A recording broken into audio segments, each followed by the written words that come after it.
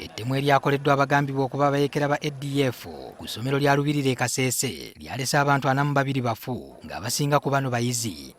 Okusinziira ku b'ebyokwerinda, abatemu bano baawambye abaana 6.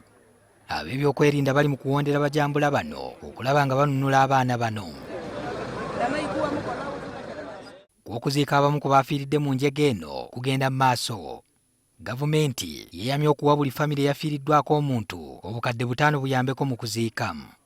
Wabula abakulembeze okuva mu kibiina kya FDC E Kasese bagamba ensimbi zino ntono nnyo. Bajeti yaffe eyakasomebwa juzi wano,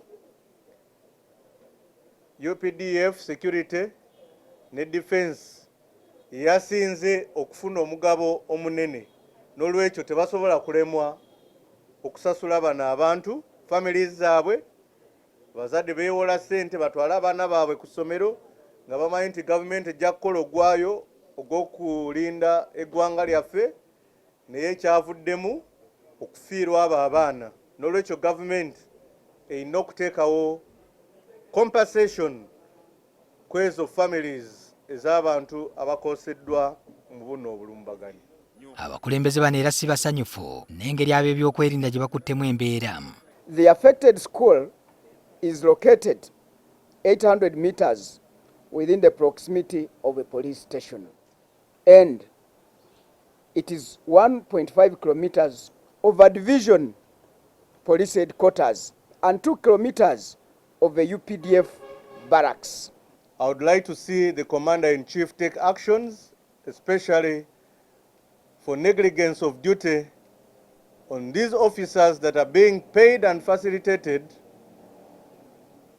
to gather intelligence information about a potential threat that will come to the country. Otherwise, if they had done their duty and performed diligently, this attack would not have taken place. The main role of the UPDF is to protect the people of this country and their property.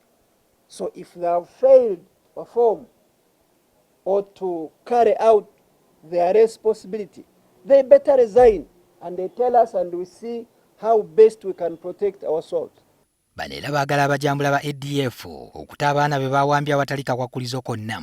If they have issues with the government, what business do they have with the students? After all, if they need power, if they want to govern the country, the students are some of the people they will govern. So I appeal to them to unconditionally release our students. Akulira ekibiina ki FDC mu Kasese ategeezezza ng'obulumbaganyi buno bwe buleeseewo obunkenke mu kitundu. The entire Rwenzori sub-region is worried because what took place is nearly the same that took place in Kichwamba Technical School. There is a need for our security to improve these missing gaps. Gamba gye gaategeezezza dda abajambula bano babali mu bwofu. That trend